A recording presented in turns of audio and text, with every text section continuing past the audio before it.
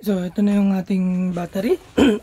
Ipakita ko lang, pwedeng isa pa sa features nito, pwede nyo siyang patayin via switch. Ito may switch siya dito. At pwede nyo rin siya patayin via app. So, ito naka-on siya ngayon. So, long press ko lang to, mamamatay na yung ating battery. 1, 2, 3. Yan, tumunog. Yan, namatay na. So, pwede natin buksan ulit. Isang pindot lang dito. Yan. Mag-on na yan. Yan, nag-on na siya.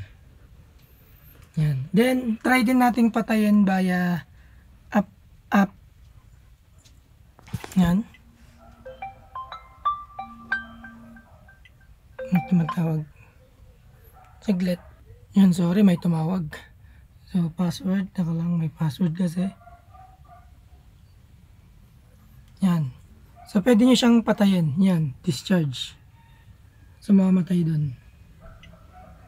Ayan na, namatay. So, pag magpa-park kayo, iiwan nyo yung battery nyo. Pwede nyo siyang patayin via app. So, i-on uli natin. Yan, mag-on siya. Yun yung kagandahan ng ating battery. Meron siyang protection against mga magnanakaw. Pwede nyo siyang patayin.